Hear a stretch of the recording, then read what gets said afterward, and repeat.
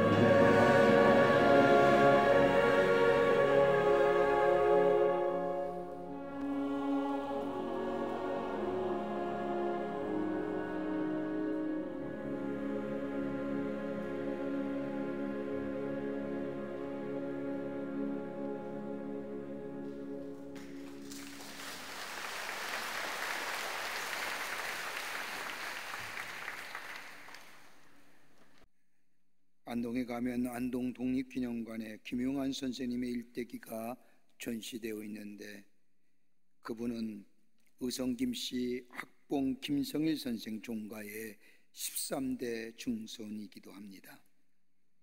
일제식민지 때에 안동에서 누름꾼으로 이름을 날린 사람이었습니다. 그래서 이 사람들은 이 사람을 가리켜서 파라코라고 불렀습니다. 우리나라 단어 가운데 파라코라고 하는 단어는 양반집 자손으로서 집안의 재산을 모두 털어먹은 남봉꾼을 이룰 때에 쓰는 단어가 파라코입니다. 이 사람이 노름을 얼마나 좋아하는지 노름을 좋아하다 못해 즐긴 사람이었습니다. 안동 일대의 노름판에 이 사람이 빠진 적이 없었고 마지막 배팅을 좋아해서 막판 승부에 모든 것을 걸어 따게 되면 즐겁게 가지고 가지만 잃게 되면 뭉둥이다라고 소리치면 이 김용환을 따르는 20명의 건장한 사람들이 나타나 그 판돈을 다 가지고 가는 아주 질이 좋지 않은 사람 가운데 하나였습니다. 이 사람의 노름으로 잃어버린 돈은 수백 년 동안 종가의 땅으로 내려오던 약 18만 평의 땅을 잃어버렸습니다. 지금의 시가로 계산하면 무려 300억 원이 넘는 액수의 땅입니다. 종손이니 문정의 사람들이 이 사람의 노름으로 다 날려버린 종가의 땅을 할 수 없이 돈을 모아가지고 잃어버린 땅을 다시 사가지고 돌려주면 이 사람은 또 노름을 해서 날려버리고 이렇게 하는 인생을 살았습니다. 심지어 무담능녀 외동딸이 시집을 가서 시댁에서 장롱을 사오라고 돈을 받아왔는데 그 돈 가지고 나아가 노름을 해서 다 잃어버려 딸이 울면서 자기 어머니가 쓰던 장롱을 메고 시댁으로 돌아갔다고 할 정도로 노름에 미친 사람이었습니다. 이렇게 되자 주변의 많은 사람들에게 조롱과 비난을 받으며 살았습니다. 이 나라의 일제 식민지에서 해방된 후 1946년에 이 사람은 세상을 떠났습니다. 그런데 세월이 흘러서 놀랄만한 일들이 발견되기 시작합니다. 가산을 노름으로 탕진했다고 알려진 이 김용환이란 사람, 사실은 만주의 독립운동을 하는 독립단체에게 독립자금을 낸 독립투사였음이 이분이 죽고 난 뒤에 밝혀진 겁니다. 노름으로 날려버렸다고 하는 이 모든 돈은 만주의 독립자금으로 건너가게 되었고 나라의 독립을 위해서 철저히 노름꾼으로 이장하지 아니하면 일제의 눈을 피하여 나라의 독립을 위하여 모든 것을 바칠 수 없었기에 이는 파라코라고 하는 남봉꾼이라고 하는 노름꾼이라는 이름을 들을 수밖에 없었습니다. 그에게 쏟아지는 수많은 비난과 조롱들, 노름꾼, 파라코, 주색잡기 등 어떤 불명스러운 것 그에겐 중요하지 않았습니다. 자기 가족들과의 화평함 이것조차도 그에게는 중요하지 않았습니다. 나라의 독립을 위하여 자신의 삶을 모두 바친 사람이 된 것입니다.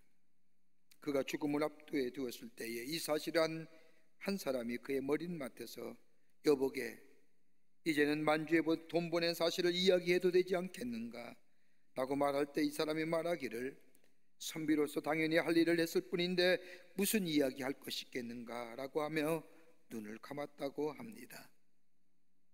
아버지가 노름을 내 장롱 살 돈을 탕진해 울면서 어머니가 쓰던 장롱을 메고 시댁으로 돌아갔던 이 김우옥이라고 하는 이 김용환 씨의 딸 김우옥 여사가 1995년에 아버지 김용환 선생을 대신해서 건국훈장을 추서받게 됩니다. 남봉꾼과 노름쟁이라고 하는 말을 들으면서 자신이 누린 모든 사람을 포기하고 그가 모든 것을 나라의 독립을 위하여 독립자금을 보낼 때에 그의 마음은 어떠했을까요? 그가 원했던 것들은 무엇이었을까요? 그가 꿈꾸었던 자유와 독립의 나라는 도대체 어떤 나라였을까요? 나라의 주권을 빼앗기고 일제 압제하에 철저하게 유린당한 이 작은 반도 조선 땅이 하나님의 도우심으로 해방된 지 오늘로서 약 75주년을 맞이하게 됩니다. 이 나라가 일제의 압제로부터 해방된 지 75년이 지났지만 아직도 그때의 아픔과 처절함이 우리들의 가슴과 이 땅의 곳곳에 아직도 남아있음을 보게 됩니다. 아무런 이유 없이 끌려가 인권과 정조를 누린당한 위안부 할머니들의 눈물들 아직도 살아있어서 그때의 아픔을 간직하며 있는 어르신들의 모습들, 나라의 주권 없이 강제징용으로 고집했던 수많은 사람들, 일제의 제국주의와 패권주의의 총알바지가 되어 죽어갔던 일제의 징용병들, 나라의 독립과 자주를 위해 싸웠던 수많은 독립투사들, 이런 엄청난 아픔과 사실이 있음에도 불구하고 경제 안정이라고 하는 경제 전쟁이라는 미명 아래 자신들의 치부를 감추려고 하는 저 아베의 일본인들의 모습을 바라보면서 인정하지도 않고 사죄하지 않는 저들의 모습 속에 얼마나 두렵고 아픈 가슴을 여미게 되는지 모릅니다. 해방이라는 것 그저 국제적인 환경에 의해서 이 나라에게 주어진 것이 아니라 하나님의 주권하에 이루어진 이 땅의 해방인 하나님의 선물인데, 이 놀라운 선물을 가지고 이 나라가 새롭게 출발했지만은 얼마나 시간이 지난 후에 해방된 후에 이 땅에 공산당에게 협력을 했지만 나의 아버지는 일제하에서 독립운동을 하였기에 유공자에게 들어가야 한다는 것과 자기들의 공로가 나오고 자기의 주장이 나오면서 우리들끼리 서로 싸우며 서로 간에 큰 상처를 남긴 모습을 보게 됩니다. 지금도 그렇죠.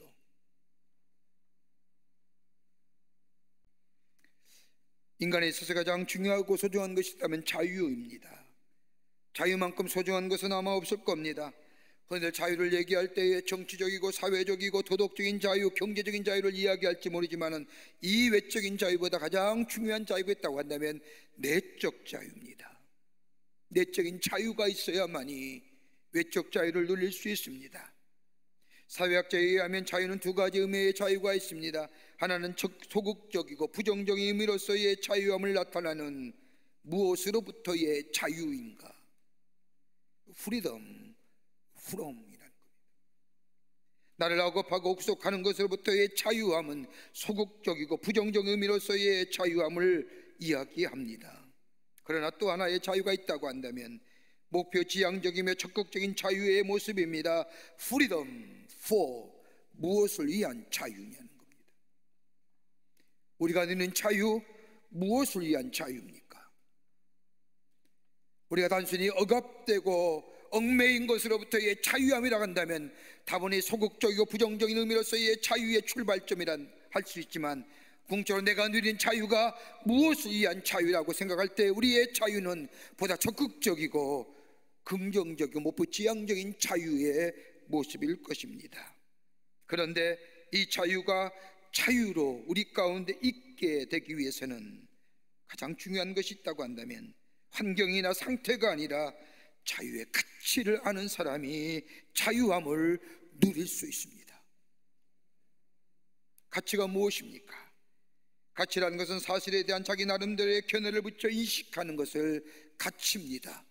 가치는 다 다릅니다. 여러분, 꽃을 보고 아름답다고 생각하는 것은 보편적 가치입니다. 그런데 그렇지 못하는 경우가 있지요. 혐오동물을 키우는 사람들, 여러분 다 좋아합니까? 아니지 않습니까? 그러기에 어떻게 한다면 가치란 자신의 가치 개념에 따라 평가된다고 말할 수 있습니다. 그런데 자신이 가지고 있는 이 가치 개념이 보편적 가치가 되기 위해서는 몇 가지 기준이 있습니다. 진선미입니다. 진실되냐 거짓되냐, 참되냐 거짓이냐, 착한 것이냐 악한 것이냐, 아름다운 것이냐 추한 것이냐, 이런 기준에 의해서 가치가 결정되질 때에 그것이 보편적 가치로서의 자리매김을 할 수 있습니다. 자유도 마찬가지지요. 자유를 가치를 아는 사람이 참된 자유를 누립니다. 자유의 소중함을 모를 때에 방종하게 되며 자유의 소중함을 모를 때에 혼란과 혼동함을 가져오게 됩니다. 자유의 가치를 아는 사람이 자유를 소중히 여깁니다. 저는 얼마 전에 강남의 지역구인 저 북한에서 넘어온 국회의원이란 분을 만났습니다.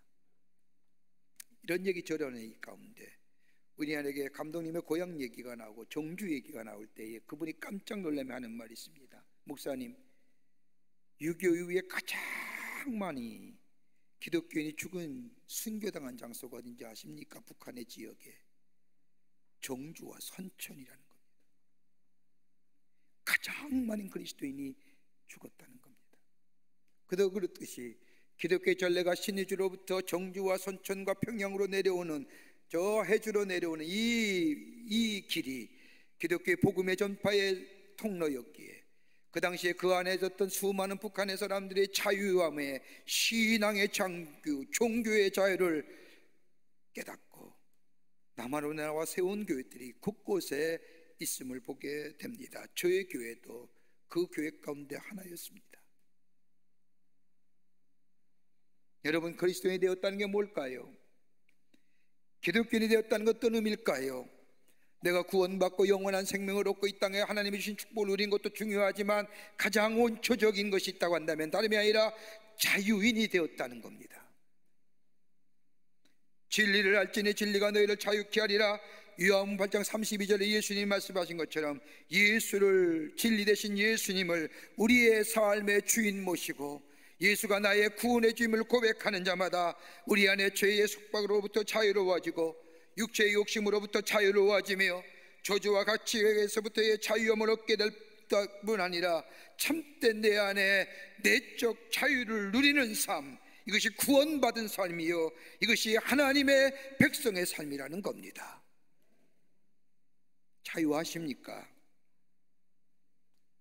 근데 이 자유는 오늘 성경 고린도전서 7장 23절의 말씀을 보면 너희가 값으로 사신 것이니 라고 얘기할 뿐만 아니라 오늘 우리가 읽은 본문의 말씀처럼 갈라디아서 5장 1절 말씀에 그리스도 예수께서 우리를 자유롭게 하시려고 자유를 주셨으니 이 자유는 이런 면에서 보면 거저 주어진 자유가 아니라는 겁니다. 자유를 주시기 위해서 대가를 치르셨다는 겁니다. 그리스도의 자유는 여기서부터 시작이 되는 겁니다. 대가를 치루어 얻어진 자유입니다. 내가 스스로 자유한 것이 아니라 우리 예수님께서 우리를 자유하게 하시기 위해서 대가를 치루어 주셨기에 나는 자유함을 얻었다는 겁니다. 죄로부터 자유함을 얻습니다. 내 안에 더러운 탄심과 두려움과 미움과 다툼과 시기와 질투로부터 자유함을 얻었습니다. 내가 의로워서가 아니라, 내가 공로가 많아서가 아니라 하나님의 전적인 은혜로 나 같은 사람이 자유함을 얻었습니다. 여러분, 광복이 뭡니까? 일제의 삼식류 납치에 있다가 해방되었던 것을 가리켜서 우리가 광복이라고 얘기합니다. 광복은 빛이 회복되었다는 겁니다. 광복은 꼭 자유함을 의미합니다. 하나님 우리에게, 그리고 이 나라 이 백성에게 자유함을 주셨습니다. 근데 이 자유는 거둬 얻어진 자유가 아닙니다. 누군가가, 어느 누가 이 자유를 위하여 대가를 치르셨기에 오늘 우리가 이 자유함을 누립니다. 그런데 여러분, 자유하신가요?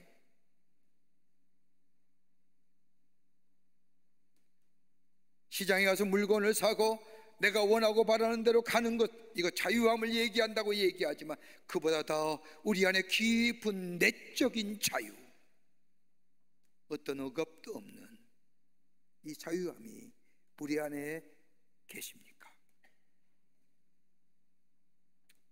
이 나라가 일제 30년에 광복한 지 75주년이 지난 오늘 광복절 기념 예배드리는 이 시간, 이 나라 이 민족에게 자유함을 주신 하나님 앞에 감사하며 더불어 우리 안에 참된 자유가 어떤 자유인가, 어떻게 누려야 될 것인가 함께 말씀을 나누며 은혜 받기를 원합니다. 첫째는 우리가 누리는 자유는 대가를 지불한 자유라는 겁니다. 대가가 지불된 자유입니다. 오늘 갈라디아 5장 1절 말씀에, 갈라디아서 5장 1절에 그리스도 예수께서 우리를 자유롭게 하시려고 자유를 주셨으니 우리가 누리는 자유는 거저 얻어진 자유가 아니라는 겁니다. 이와 같은 말씀이 고린도전서 7장 23절 말씀에 사도 바울이 우리에게 말씀하신 것처럼 값으로 사신 바 된 것이니 대가를 지불하여 얻어진 자유라는 겁니다. 여러분, 노예를 보십시오. 노예는 부자연합니다. 부자유할 뿐만 아니라 바울이 살았던 시대적 상황을 보면 결코 자유롭지 못한 존재가 노예입니다. 당시에 노예가 되려고 하면 노예가 되는 경우는 세 가지가 있었답니다. 하나는 전쟁에 패하면 노예가 됩니다. 또 하나, 또 한다면 빚을 많이 져 갚을 능력이 없으면 노예로 삼습니다. 또 하나 있다고 한다면 나라에 반역을 행했을 때에 노비에 처해, 즉 노예가 됩니다. 이렇게 되면 몸이 구속이 되고, 더 나아가 노예의 몸에서 자식이 태어나면 그 자식 또한 노예가 됩니다. 충성을 다 한다 할지라도 노예로부터 벗어날 수가 없습니다. 이런 당시의 노예 제도를 바라보면서 사도 바울은 하나님의 구속의 놀라운 은총을 오늘 고린도서 7장 28절에 고린도 교회 성도들에게 편지하면서 너희가 값으로 사신 바 되었으니, 다른 말로 말하면 예수님께서 십자가의 죽으심으로 값을 치르심으로 인하여 우리가 자유케 되었다는 겁니다. 죄에서부터 자유함을 얻었죠. 누구든지 예수 안에 있으면 정죄함이 없다고 얘기하지 않습니까? 율법으로부터 자유함을 얻습니다. 율법의 자식이 아니라 은총의 자녀가 됩니다. 진노함의 자녀가 아니라 복된 자녀가 되었습니다. 내 마음의 두려움과 탐심과 이기심으로부터 자유함을 얻습니다. 이 자유는, 이 내적인 평화는 걷어들인 자유가 아니라 예수께서 십자가에 달려 죽으심으로 인하여 우리에게 주어진 자유입니다. 대가리와 지불된 자유입니다. 그러게 요한복음 8장 36절 말씀에 아들이 너희를 자유케 하면 너희가 참 자유하리라. 예수님이 우리를 위하여 십자가에 돌아가시고 하나님의 율법의 요구를 충족시킴으로 말미암아 우리가 자유함을 얻었습니다. 이 자유는 하나님이 우리를 사랑하시는 사랑에 근거한 겁니다. 하나님의 사랑으로 확증된 겁니다. 그러기에 하나님의 사랑이 없이는 내가 누린 자유는 자유라 할 수 없는 겁니다.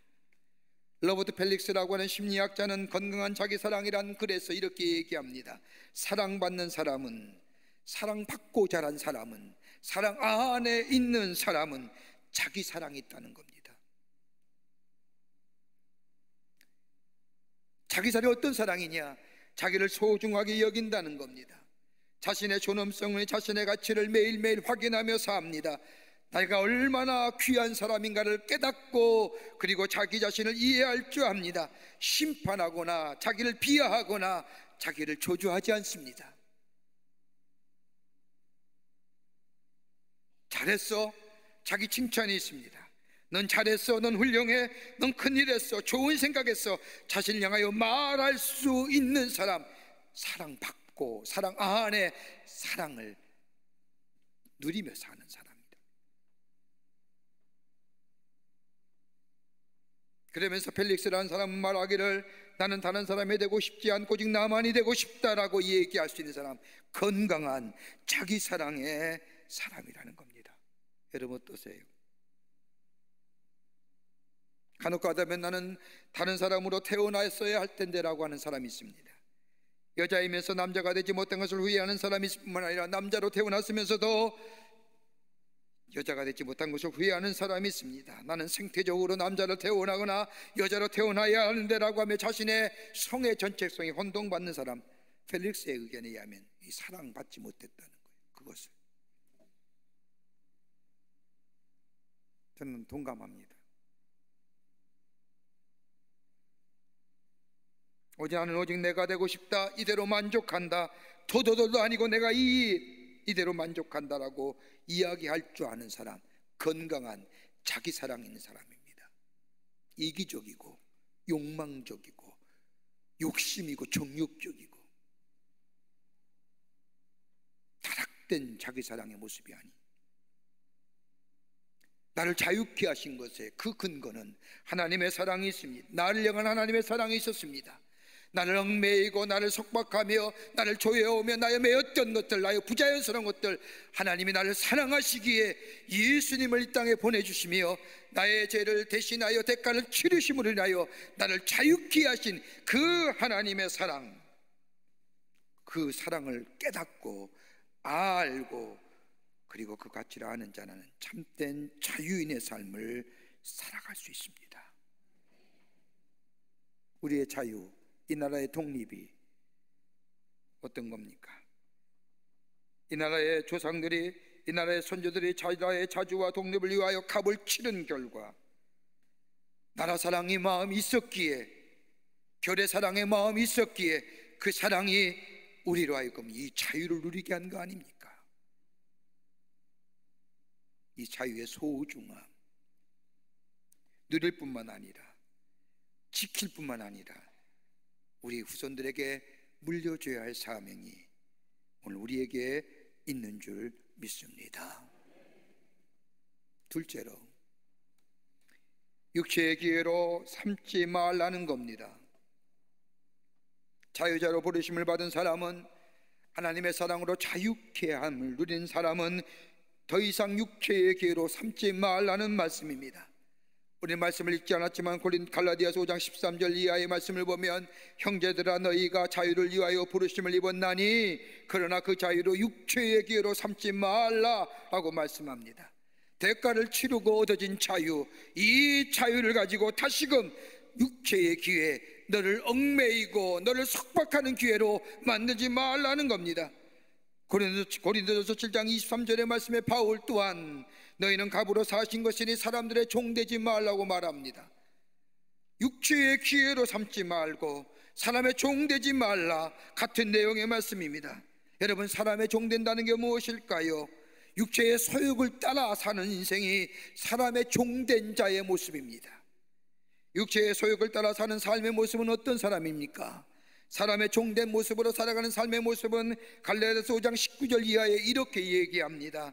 육체의 일은 현저하니 음행과 더러운 것과 호색과 우상숭배와 주술과 원수 맺는 것과 분쟁과 시기와 분냄과 당짓는 것과 분열함과 이단과 투기와 술취함과 방탕함과 또 그와 같은 것들이라. 전에 너희에게 경계한 것 같이 경계하노니 이런 일을 하는 자들은 하나님의 나라를 유업으로 받지 못하느니라. 한마디로 정의를 한다면 성령을 떠난 삶이라는 거예요. 내가 자유함을 얻었고 하나님의 사랑이 내 안에 있어 내 안에 삶에 참된 자유함을 얻었다면 그 안에 내 안에 성령이 계시어 내 삶이 하나님의 거룩한 영에 이끌려 가야 되는데, 이 자유를 육체의 소욕을 따라 사람의 종 되었을 때에는 거기에 성령이 더 이상 계시는 것이 아니라 저 악한 영이, 저 거짓 영이, 성령이 떠난 자 된다는 거예요. 살아도 사는 것이 아닌 하나님이 아니 계신 삶, 진정한 자유가 없는 인생이 된다는 겁니다. 여러분, 인간에게는 세 가지의 충동이 있다고 합니다. 하나는 소유에 대한 충동이요, 또 하나는 향락에 대한 충동이요, 또 하나는 창조에 대한 충동입니다. 여러분, 가만히 보십시오. 흔히들 자유를 얻으면 소유에 대한 충동을 느끼게 됩니다. 여러분, 우리가 1980년대에 저 소련의 저 공산주의가 무너졌을 때에 뭐예요? 소유에 대한 욕심이 얼마나 많습니까? 사회주의가 무너질 때 가장 처음에 대두된 것이 뭐예요? 소유에 대한 것들입니다. 소유에 대한 충동을 느끼게 되고, 소유에 대한 충동이 어느 정도 만족하게 되면 그 다음에 뭐예요? 향락에 대한 충동이 생깁니다. 부정할 수 없는 거예요. 흔들 얘기하지 않습니까? 용서하십시오. 돈 많으면 죄 짓기 쉬워요. 바르게 쓰지 않으면. 대부분의 분들이 그렇지 않습니다. 압니다만.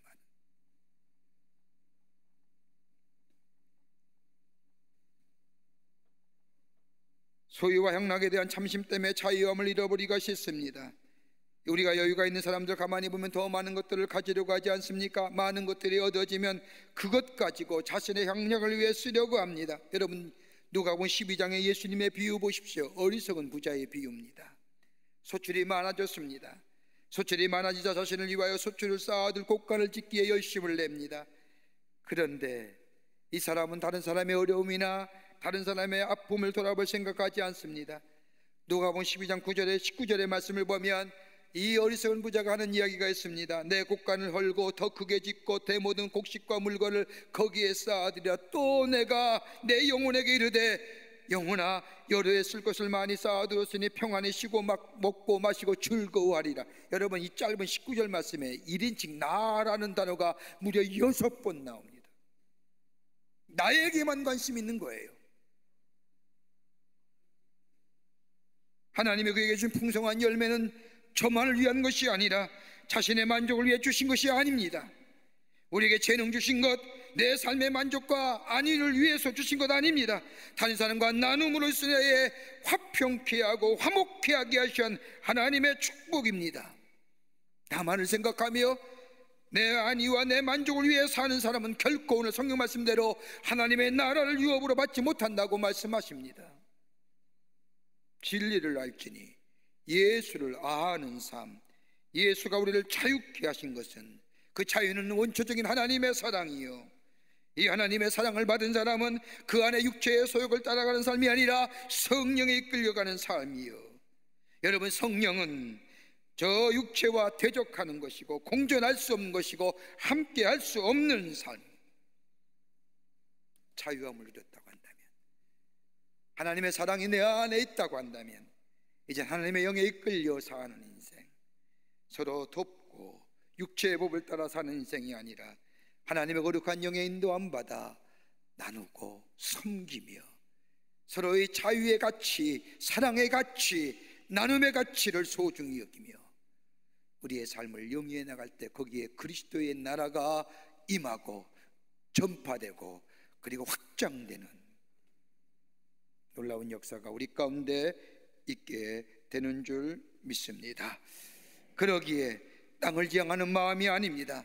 현재에 매여 있는 마음이 아니라 세속에 끌리는 마음이 아니라 율법과 증오에 끌리는 마음이 아니라 하늘을 지향하는 마음이요 영혼을 바라보고 사는 마음이요 신령한 것을 사랑하고 은혜에 사랑하며 사랑에 이끌려 사는 인생. 그러기에 갈라디아서 5장 18절 말씀처럼 너희가 만일 성령의 인도하시는 바가 되어 있으면 율법 아래 있지 아니하고 하는 말씀처럼 성령을 쫓아 살 때에 우리는 규례로부터 모든 속박으로부터 참된 자유함을 누리는 하나님의 백성이 되는 줄 믿습니다. 끝으로 다시는 종의 멍에를 매지 말라는 겁니다. 육체의 기회로 삼지 말고 종의 멍에를 매지 말라는 겁니다. 사랑으로 서로 종노릇 하는 사람들, 종의 멍에를 매지 않는 사람입니다. 오늘 말씀을 읽지 않았지만 갈라디아서 5장 13절과 14절에 바울은 말씀하기를 오직 사랑으로 서로 종노릇하라. 그리고 14절에 와서는 내 이웃 사랑하기를 내 자신과 같이 하라고 하신 말씀에서 이루어졌나니 하나님의 사랑의 확증으로 우리에게 주신 이 자유함, 이것 가지고 육체의 욕심을 채우는 기회로 사용하지 않고 사랑으로 다른 사람을 섬기는 섬김의 삶을 살아가라는 겁니다. 내 것만 중요하고 이기적이고 정욕적이고 욕심적인 것만 얘기하는 것이 아니라 다른 사람을 보다듬며 다른 사람을 섬기며 다른 사람의 자유도 소중히 여기는,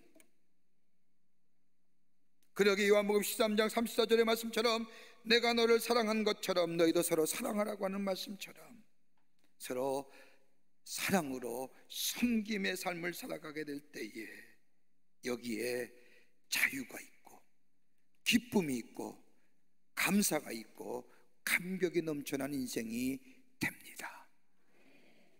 어느 권사님이 계시는데 이 권사님은 자녀들 때문에 고생을 많이 하십니다. 자녀가 셋인데 하나같이 대학에 한 번에 들어간 적이 없습니다. 재수는 필수고 삼수는 선택입니다. 그리고도 떨어집니다. 얼마나 권사님의 속이 상하시겠습니까? 그런데 이상하게도 이 권사님은 얼굴이 한결같이 평온함, 수심이 없으십니다. 하도 이상하여 함께 다니던 권사님의 가정 형편을 잘 아는 집사님 한 분이 이 권사님께 묻었습니다. 권사님 제가 잘 아는데 걱정거리가 많으실 터인데 어떻게 그렇게 밝으십니까? 그자 권사님이 웃으면서 집사님의 질문에 이렇게 답하는 겁니다.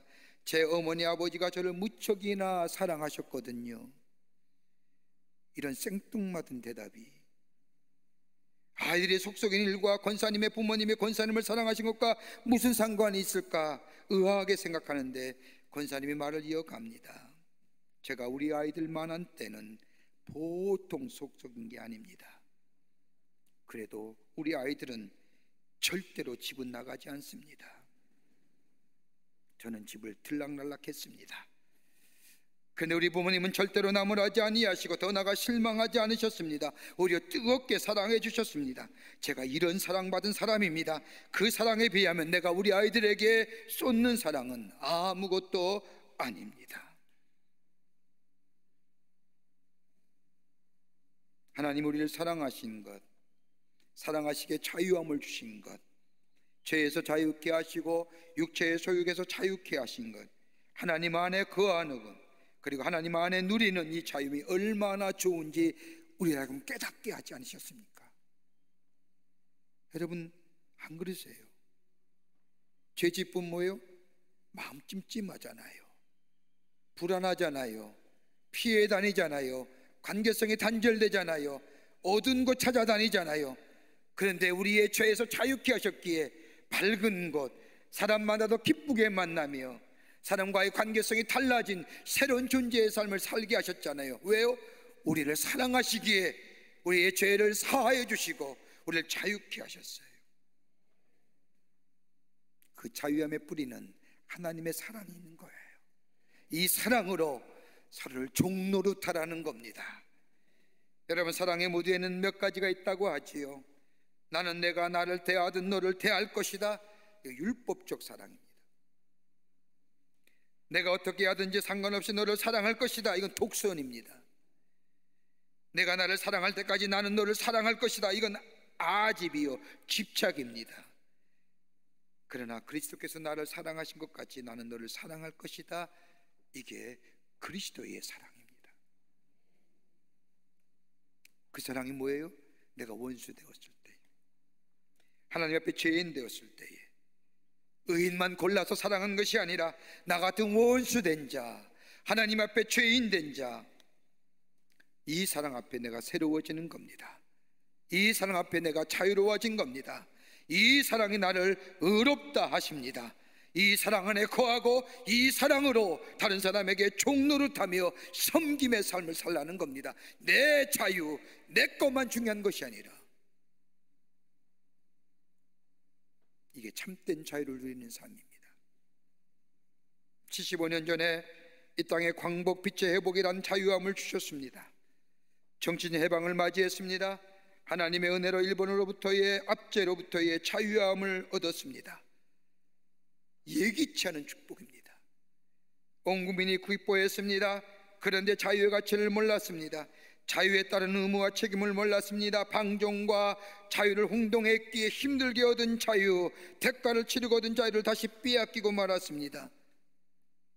이데올로기의 노예가 되고 물질의 노예가 되고 혼란의 무질서가 노예가 되고 마침내 우리 민족은 6.1이라는 엄청난 동족 상전의 아픔을 겪어야만 했습니다. 어떤 역사가들은 이렇게 얘기하는 역사가도 있습니다. 우리나라가 일제의 압제에 끊임없이 30년 동안 계속해서 나라의 독립과 자유를 쟁취하기 위해서 싸워서 얻어진 자유라고 한다면 이 자유의 가치와 소중함을 알기에 6.25 전쟁 같은 것은 안 일어났을 거라고.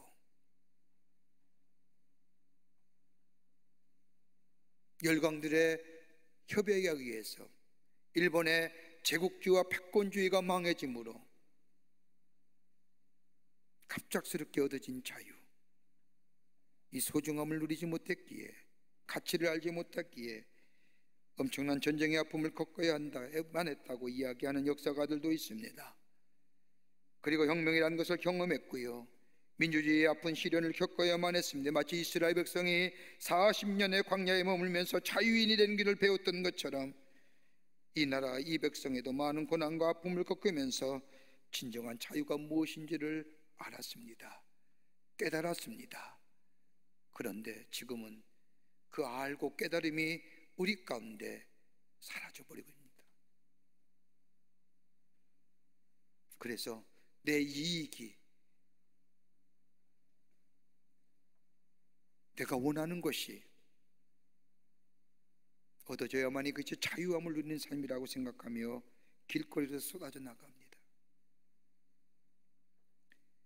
예수께서 우리를 자유케 하시려고 자유를 주셨으니 그러므로 굳세게 서서 다시는 종의 멍에를 매지 말라고 하는 말씀처럼 우리의 선조들이 대가를 치러 얻어진 이 땅의 자유, 우리 예수께서 나를 자유케 하시기 위해서 십자가에 달려 돌아가심으로 우리를 자유케 하시고 그 자유의 뿌리는 하나님의 사랑이 우리 안에 있음을 기억하게 될 때 우리는 이 자유를 더 이상 종노릇하는 것이 아니라 육체의 소욕으로 쓰여지는 것이 아니라 주신 이 사랑, 이 자유, 서로 종노릇하고 섬김으로 인하여 참된 자유의 가치를 알고 이 자유를 지켜나가게 될 때에 우리 안에 더 큰 은총이, 감사와 감격이 넘쳐나는 복된 인생으로 살아가게 될 줄 믿습니다.